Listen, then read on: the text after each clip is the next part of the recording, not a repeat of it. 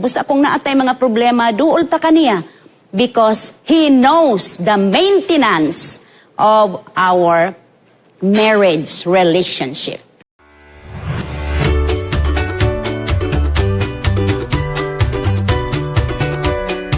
Ang atong topiko niining kagabhion, ikaduhang topiko nga giuluhan, love like Christ. Gugma sama ni Kristo. Aduna di ay gugma ni Kristo nga ato nga pagasundon. So timbang-timbanga ang imong panimalay. Pinaagi sa sinugdanan sa unang panimalay nga gibuhat sa Dios. Ato man natun-an kagabi nga aduna usab di ay sugilanon ang Dios kung giunsa niya ang unang panimalay pagsugod.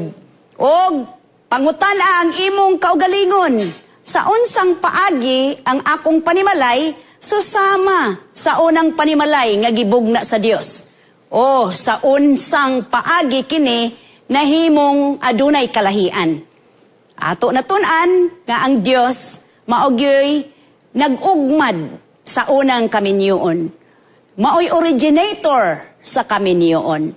Bosa ato daw timbang-timbagon kung aduna ba nahimo bang susama sa unang panimalay nga gitukod sa Ginoo sa atong gitukod karon. Kinahanglan gyud ta ato gyud nga kopyahon ang iyang unang panimalay nga gitukod dinhi sa kalibutan. Pangutan ang Dios ato sang pangutanon. Unsa ang gusto nimong buhaton sa akong panimalay o Ginoo?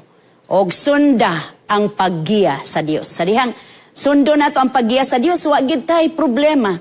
Tungod kay siya ang nahibalo sa kaayuhan, kay siya man gyud ang originator sa kaminyoon. Busa kung naatay mga problema, duol ta kaniya because He knows the maintenance of our marriage relationship. So, uban sa pulong sa Ginoo niining mga panahona, kung kang kinsang kaminyoon ang imong gidayig sa imong komunidad. Siguro sa silingan nato na atay murag gi-appreciate o gidayig nga maayo man nga puloy-anan. Buntag o gabi mag-worship, mag-awit og alawiton, Diyos nun, mag-ampo, magbasa sa balaang kasulatan, kay maurag yun ni ang pamaagi diin masulbad ang ato mga problema sa puloy-anan. Og unsang mga hiyas nga mabatunan sa matag kaminyoon, hibal-i nga karon kung unsa ang giingon sa pulong sa Dios bahin sa gugma sa imong panimalay. Dili pa ta mo padayon ato iduko ang ato mga ulo sa atong pag-ampo. Amahan namo nga na ikaw sa trono sa kalangitan. Ginoo, salamat na ining kahigayunan, ikaduhang tupiko ang among tun-an ni ining kagabion. Ginoo, ablihi ang among mga huna-huna. Tagai kami glangit nun nga kaalam, aron masabta namo Ginoo ang imong mga pulong ni ining taknaa. Salamat Ginoo nga ikaw sulti ka namo nga ikaw di ay moog gayoy nag-ugmad sa kaminyoon. Bisan pagani sa garden sa Eden, ang una namong ginikanan si Adan og si Eva. Busa salamat Ginoo nga ikaw na nahimo namong dalangpanan. Busa kung wala na ay mga problema, Ginoo mamahimong sayon, mahimong posible ang kasulbaran tungod kay ikaw man ang among kaduulan, ang langit nun nga amahan. Salamat sa imong papakig-uban kanamo ni ining taknaa. Pasaylua kami sa among makasalanan, ay kining tanan among gisalig sa ngalan ni Jesus. Amen. Okay. So, uban sa Dios sa pag-ampo alang sa gugma ni Kristo sa pagpanalangin sa matag usa. O ang Dios ra gyud makapanalangin kanatong tanan. Bosa God's love ato nakita nga ang gugma sa Ginoo sa man di ay unconditional. Unconditional sa ato pa bisan pa di ay intawon, no? Nga nagpabadlong ta, higugmaon gyapon ta sa Ginoo. And unchanging, walay pagkausab. Dili sama usahay sa mga ginikanan, nga maingon sa mga kabataan nga, ikaw kay nagpabadlong ka dong, di ka na nako love. Mao ba? Apan, si Jesus Christ gihigugma gid ta sa tanang panahon. O walay katapusan nga paghigugma. Sa kanunay kung kita nahibulag sa iyang sabakan, magsigi gyud na siya og pangulitaw nato nga, anak, balik na sa akong sabakan. In fact, we are told, no? Kining usa ka magsusulat nga si Jeffrey Holland. Matod pa niya, walay usa ka nato, ni ay iyang pagpamatuod, nga walay usa ka nato nga dili kaayo ta gimahal o gimahal sa Dios kaysa uban. Dili ba ang Dios nagpabor-pabor og paghigugma? Siguro ang uban mga ginikanan nagpabor-pabor. Ang Dios wala gi pabor-pabor sa iyang paghigugma. Kitang tanan gihigugma niya. Ako baga pamatuod ingon si magsusulat Jeffrey. Ako magpamatuod nga siya nahigugma sa matag usa ka nato. Kawalay kasiguruhan, do na ba'y mga kabalaka, o dili maayo ang mga panagway sa kaugalingon, uy, bisan di ay dili ta lababul, no? Gihigugma ta sa Ginoo. O ang tanan iyang gihigugma. Dili niya sukdon ang atong mga talento o ang atong mga itsura. Dili niya sukdon ang atong mga profesyon o mga kabtangan. No, ang uban baya mingon nga kanare kung ganahan siya bakay na ama na siya daghang kwarta, makatabang na siya nako. Dili di ay. Gilipay niya ang matag. Ang tanang tao nga nagtawag nga ang lumba di ay niining kalibutana batok sa sala. Apan dili batok sa usag-usa. Muna nga, gidumtan sa Ginoo ang sala apan gigugma ang makasasala. Wow, very wonderful, no?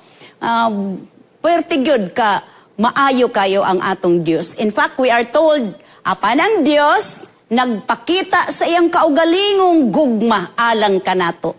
Nga samtang kita nga makasasala pa, si Kristo namatay alang kanato. So wag yun tay laing rason nga dili nato higugmaon ang Dios because He first loved us.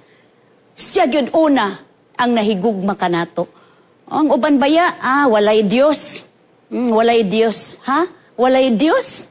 Daw be, og di tatagaan sa Dios sa pagginhawa. Di tatagaag hangin, bisag 5 minutos. Daghan na nga mga madaot nga mga major organ sa atong lawas. Moy nga nang uban, dili man, propeta raman na si Jesus. Kanan ko, wa man gyud Diyos. Ay, dili. Kay nga no, una sa tanan, sa wala pa kita, no? Samtang makasasala kita. Sa pagpakasala sa atong unang ginikanan, gihatag sa Diyos Amahan ang iyang anak si Jesus Christ, for God so loved the world that He gave His only begotten Son, that whosoever believeth in Him should not perish, but have everlasting life. John 3:16. Doon na say kondisyon nga katura di ay ang mutuo, musalig kaniya, mutuman sa iyang mga kabalaoran, maora di ay adunay kinabuhi nga walay katapusan. So sunod gyud ta ni Jesus Christ kay siya gyud ang ato nga nagmugna sa atong kaminyoon. Si Don Clafferty, kining author sa atong libro nga giuluhan Come Home, aduna siya pagpamatuod sa panahon nga sa iyang kasal. It's the wedding day niya, matod pa niya nga. Ang iyang kasing-kasing, ay, gubo-gubo na gyud. Paspas kayong beating sa iyang kasing-kasing. Unya nga ni, sige siyang tanaw dito sa likod, no? Sa likod nga pultahan. Sa door sa simbahan. Okay, kadang adlaw na ligi magpakasal siya. Unsa man ka atong mga experience siya, no? Kay naabay ay uban nga na ready na kuno ang bride, pero wala nakaabot si groom. O ang groom na anak niya, wala nakaabot si bride na gi-Indian de ay. So, sige siyang tanaw sa iyang relo. Uy, sige siya panglabok. Daw na kuan na siya. Murag nakuyawan na siya. Unsa ba, naabag yun ang iyang minahal sa kinabuhi nga iyang pakaslan. The moment had arrived. Niabot na yun ang panahon Busa na ingon siya, uy, maka-on-time baka siya. Ready baka siya ni ini nga kasal. Hinumdum ko sa dihang hapit na ko kaslon a day before. No, simpre nangandam ta magpa-haircut, magpa-kuan sa padiha nga mga preparation agiadtuan ko sa akong pamanhonon, no? Kana karon si Pastor Bacos nga, man, relax lang ka, no? Relax everything. Na kuan na naihaw ng manok, nahihaw ng kanding, ayaw nagkabalaka. So, I feel na ko, di na ko malimtan to ba? It's a sign of concern, maupod na. No nga, ayaw kabalaka kay kuan na. Naandam na ang tanan. Busa, yes, maupod yung kabalakan niya. Ay, later on, the back door swung open, ang pultahan sa likod, abli, og ang iyang pangasawunon. Matod pa niya, ang reyna sa akong kasing-kasing, milahos sa mga pultahan og paubos sa aisle, no? Sa agianan, sa iyang pagduol, ang iyang pahiyom, misanag sa akong naong. Wow! The time has come ni anagyod nga nakaabot na gyud ang ako nga pangasawunon o ginganlan gani niya reyna sa akong kasing-kasing. Imagine na. Nagingon, biro mo yan? Tiaw mo? Nga naa na gyud. Abot na gyud ang panahon sa ilang kasal. Kay sa pipila ka mga katuigan, nahimo silang friends. Siyempre, friends pag yun na una. Ngani sa mga kasal, sa mga invitation, akong mabasa, I marry my best friend. Siyempre, best friend yun, alang-alang man yun nga, among kaaway imong pakaslan, pag-away ana, magbulag, na yun, no? So, na sila'y panahon, walking together, talking together. Grabe ang ilang mga paghisgot, paglakaw, uban-uban sila, asa, dapit, date-date. Pero Kristohanon kuno nga pag-date. Kana bang Espirituhano nga walay mga panghitabo. So, and sharing our love for Jesus together. Ako na pong hinumduman ang alawiton. I'm so glad I'm a part of the family of God. Dili basta-basta lang nga pamilya. Family of God.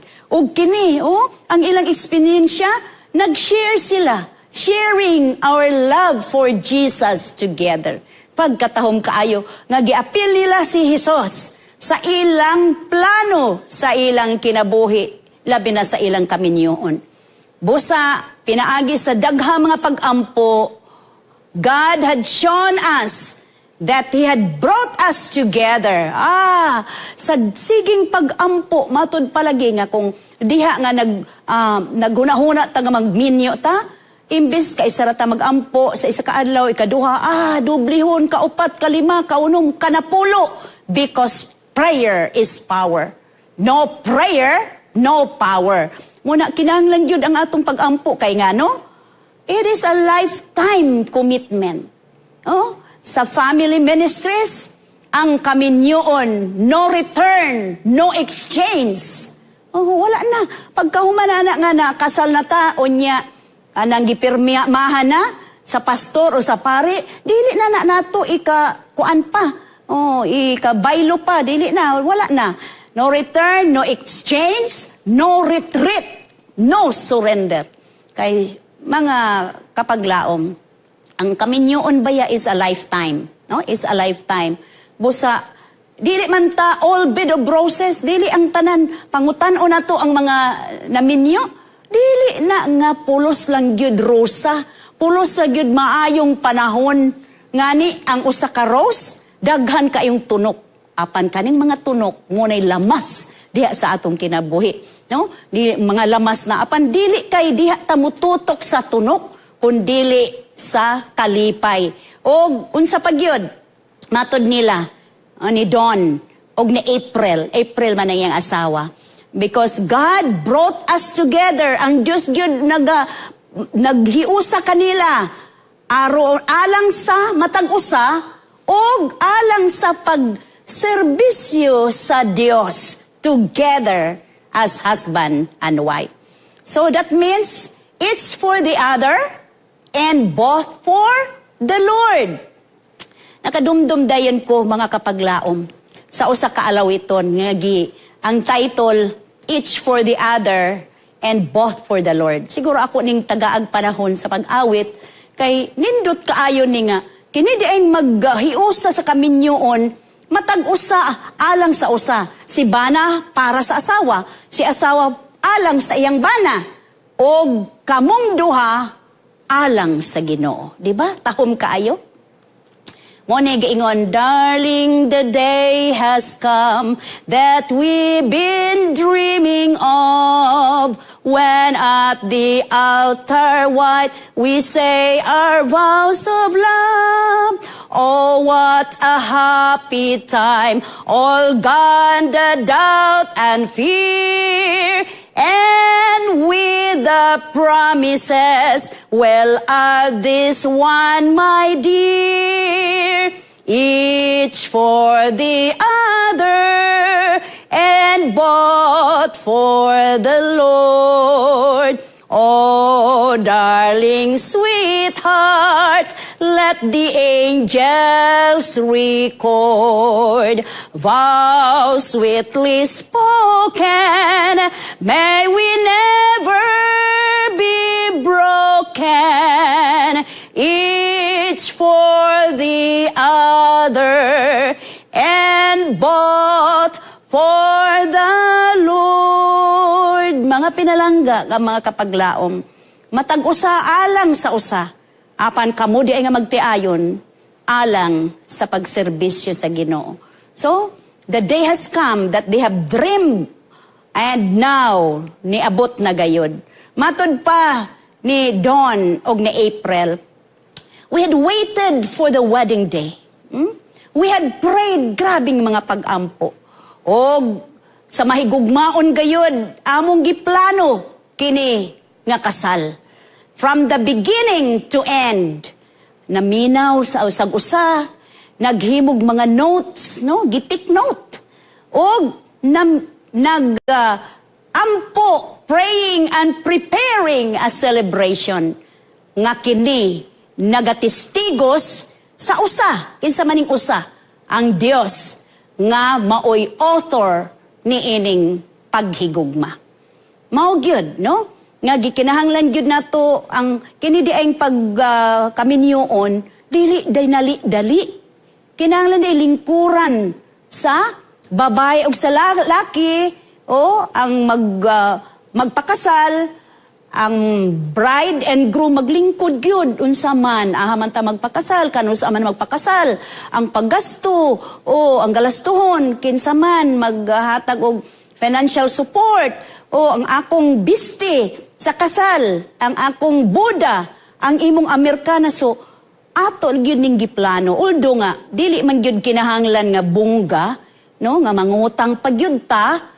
Apan diha sa pinasikad atong imbitahon ang Ginoo nga makigkauban nato sa pagplano sa atong kaminyoon. So mao ni nga later matud pa taod-taod during the wedding kay kaning kaslunta na aman ang pastor o pari so nag-ingon dayon nga unsa man desidido na gyud ka tinuod kay sa di pang kasal basin pa pwede pa nga mo dili pero sa dihang nakasal na, lisod na bawion. Matod pa nila nga, unsaon man gyud nga, kuan naman, naihaw naman ang kanding, ang baka, unsa pa diha. Kuan naman ang baboy na asal naman. Unya, labaw sa tanan, dili na gyud kay. Matod pa sa Dios, whatsoever God hath joined together, kung unsa giusa sa Dios, diha sa kaminyon, wa nagi makapabulag. Mao gyud na ang intention sa Ginoo. One man is to one woman. Nya kamatayon ra gyud ang makapabulag kanato. So naging siya nga imo ba na in sickness or in health desidido na gyud ka don nga imo nang pangasawon sa April sa kasakit o sa maing panglawas sa kahagipot sa kalisod imo bagyod sa kalisod og kalipay kahamugaway, imo bagyong ikumit ang imong kinabuhi ngadto kaniya. Now, ang pastor nag-coach, nag-coach po din siya, gitudluan siya. Pag musulti naging kuana ni Ana, ang imong itubag unsa, I do. Sa ato pa,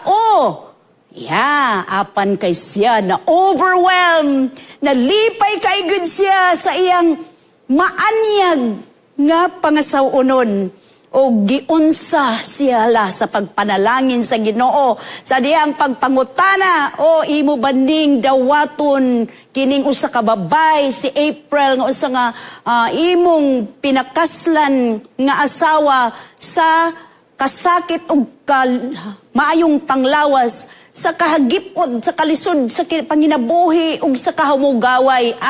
Puwerteng siyagit. I surely do. Kay mo nagyud ding gipaabot niya nga panahon nga iya nagyong maangkon ang beautiful bride. So, matod pa niya na human, no? Na dayon ang usa ka kasal og ilang nakita 32 years later, no? Sa ilang pagka magtiayon. Matod pa niya, 32 na. By the way, mga kapaglaom, kanira bang adjustment period is a lifetime. No? Is a lifetime. Although maingon ko lagi, not all bed of roses. Kaya nagkalailahi ang ato nga gigikanan. Lahi ang ato nga upbringing. No? Ang akong husband, giunsa siya pagpadako. Og ako pod giunsa ang pagpadako, unya unsa pod ato mga personalidad, diha na aduna nay mga panagbingkil, apan ayaw. Dili ta mutukutok anang mga panagbingkil, no?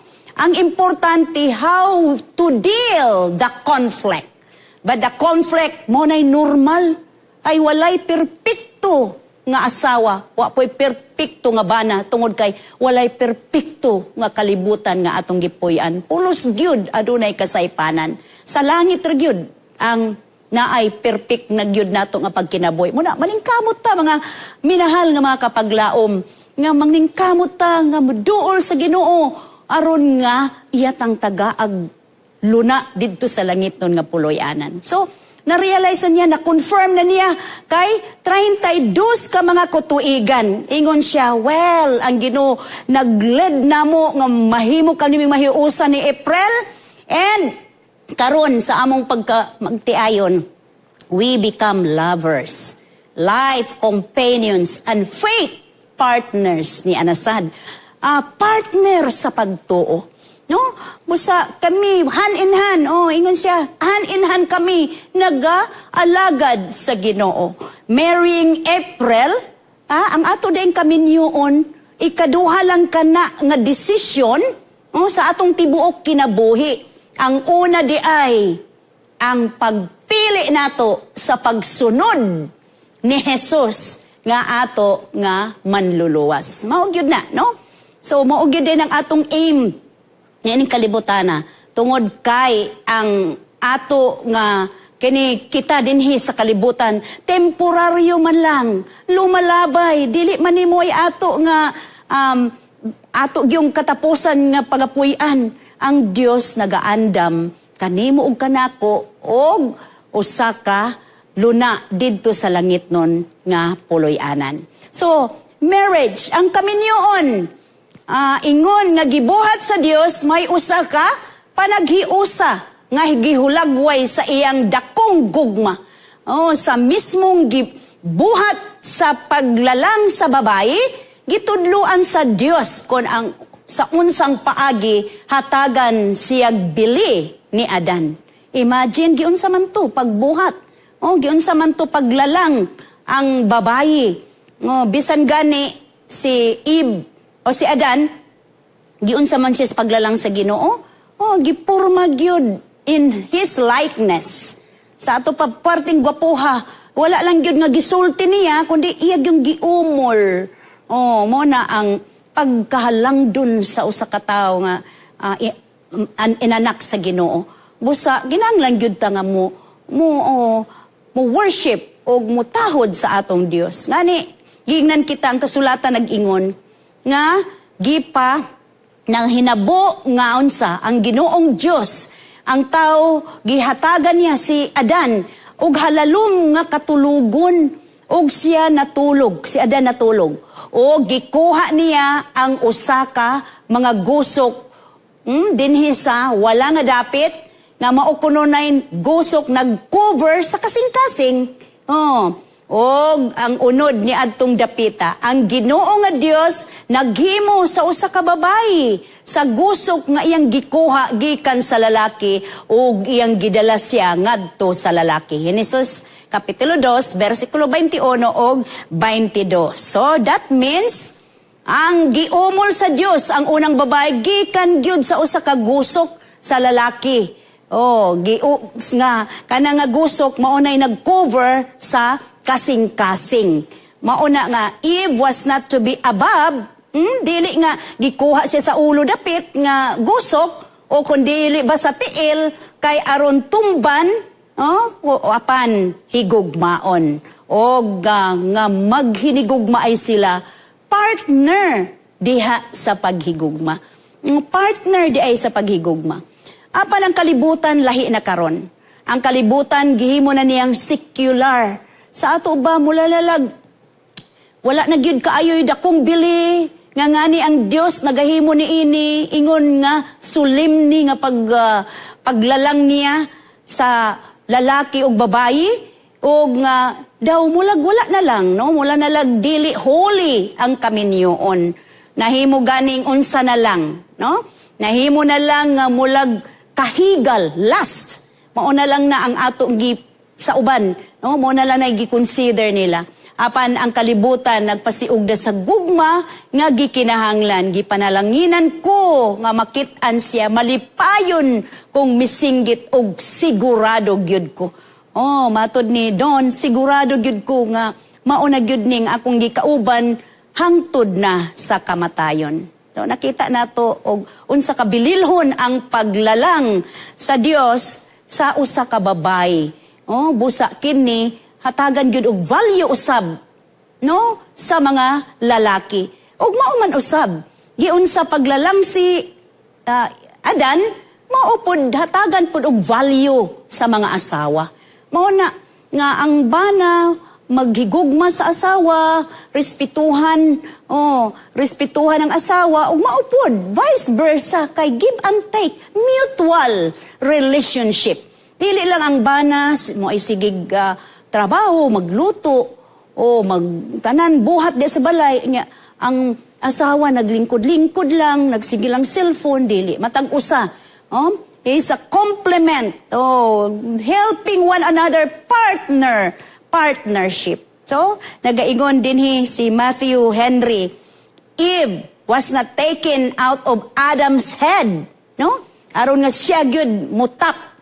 Siya ang taas si iyang iya lang andiron si Adan. Neither out of his feet to be trampled, no, but out of his side to be equal with him, no.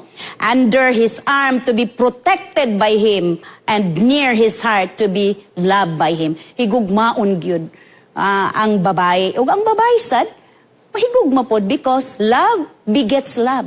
Kay gihigugma ka sa imong bana, higugmaon pod nimo imong asawa. O kung gihigugma ka sa imong asawa, higugmaon pod nimo ang imong bana. So, mo ni God, champion sa Dios. Kampiyon sa Dios ang gugma nga naghatag. Ang kalibutan, nagbaligya sa kahigal. No? It's last kasagaran. Atong kita din sa kalibutan karon kay nakadautan na ang kalibutan. Na nagamit sa lawas sa mga lalaki ug babae, isip nga mga butang lang, walang ordinaryo lang. But God celebrates. Ang Diyos nagsaulog sa gugma nga manalipod sa usag-usa ug nagpalig-on sa usag-usa. Musa dunay connection, no? Dunay kabalaan gyud sa magtiayon.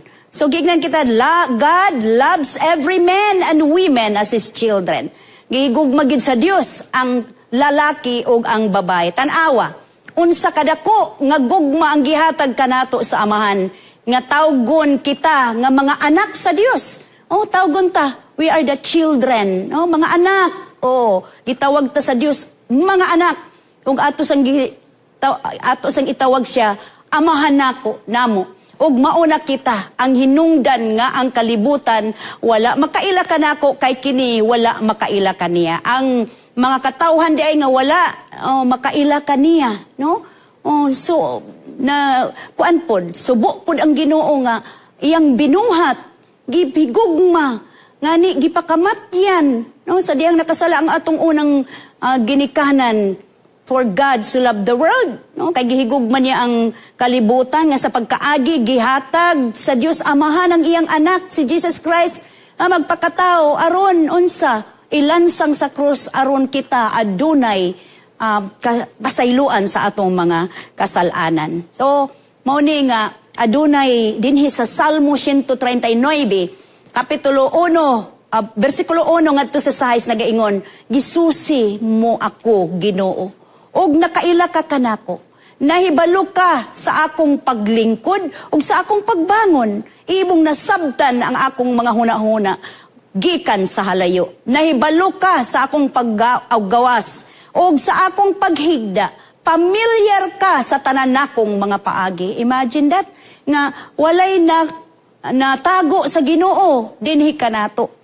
Sa wala pa ang pulong sa akong dila, Ginoo, hibalui na kini sa bugos. Nahibalo na sa ang Ginoo. Bisan pagani sa tong mga huna-huna, nakabasa ang Ginoo.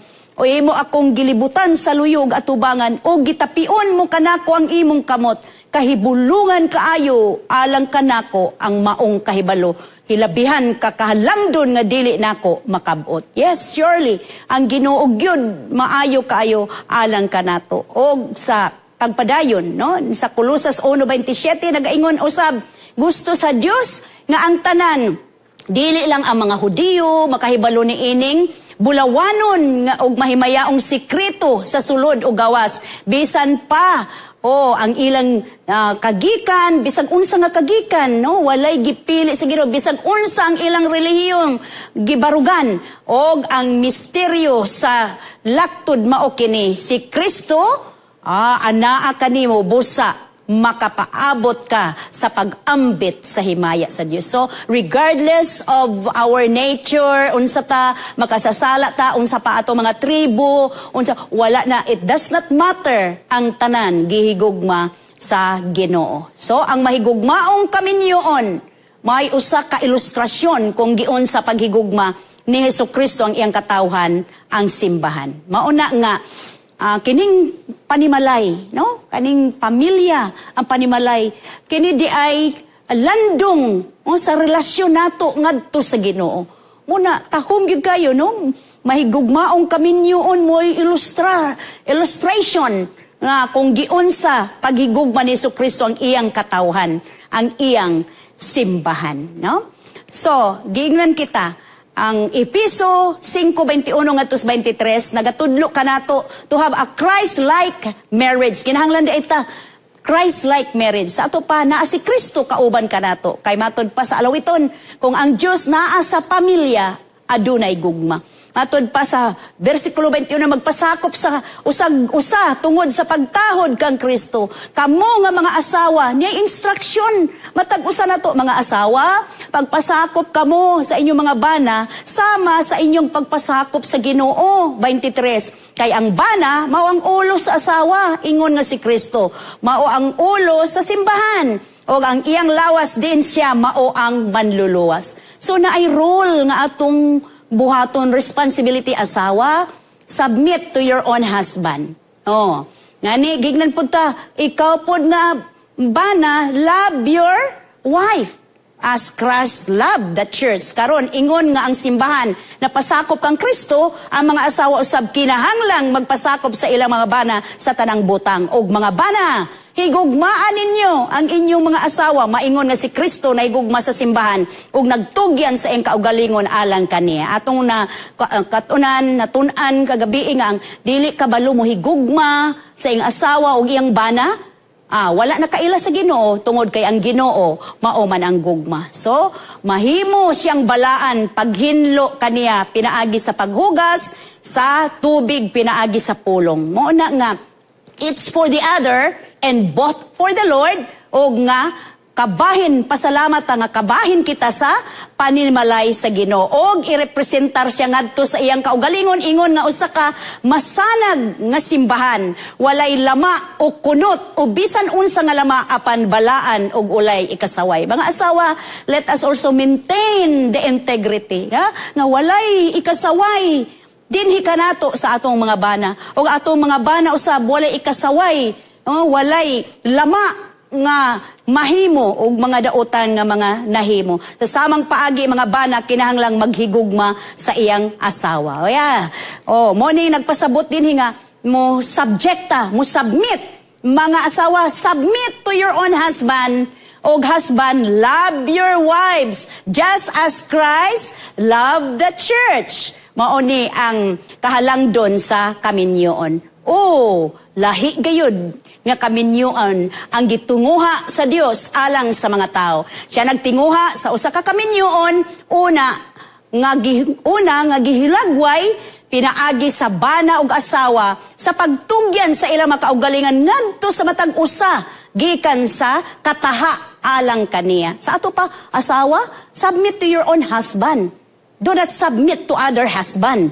Also, husband, love your wives. Do not love other wives. Mauna.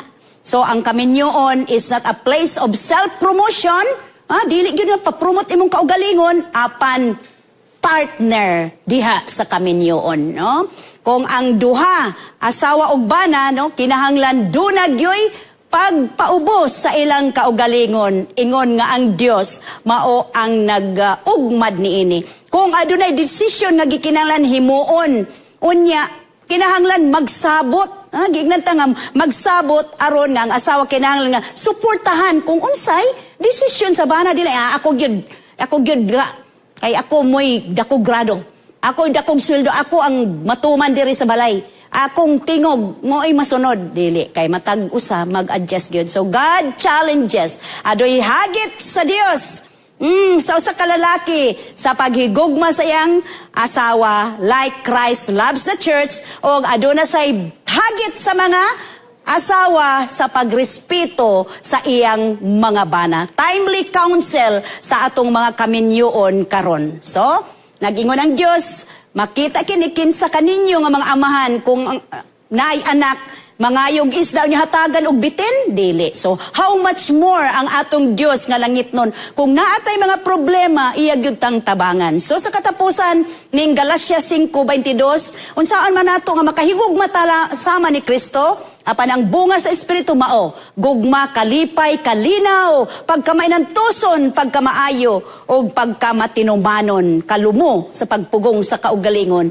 o batok sa maong mga butang, walay balaod. So, love, joy, peace, patience, kindness, mao kini atong batnan, aron aduna tay kalipay, diya sa puloy-anan, adunay gugma, nga kini nga gugma, atong awat gikan sa gugma sa Ginoo. So, ang Dios magapanalangin nato, mga pinalangga nga mga kapaglaom, o nga hangtod ugma, another topic, the third topic sa atong series. Apan sa dili pa kita, muhunong ato sa iduko ang ato mga olo sa pagampo.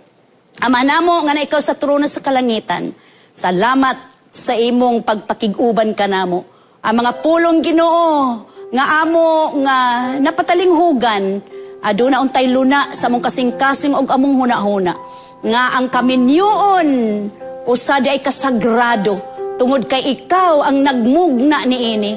Dili day katiaw-tiawan nga amo lang himuon nga walay bili apan Ginoo tungod kay ikaw mao ay nagaugmad niini og nga moduol kami kanimo aron ang bana mo higugma sa asawa o ang asawa mo submitar ngadto sa iyang kaugalingon nga bana o adunay kalipay tungod kay ang fruit of the Holy Spirit nga mao ang gugma, joy, kalinaw, peace o ang kalipay Ginoo mo'y among maangkon aron mabatna namo ang kalipay sa puloy-anan o ang among puloy-anan mahimong jutay gamay langit dinhi sa kalibutan. Salamat sa imong pagtubag sa among pagampo, kining tanan among gisalig sa ngalan ni Jesus. Amen.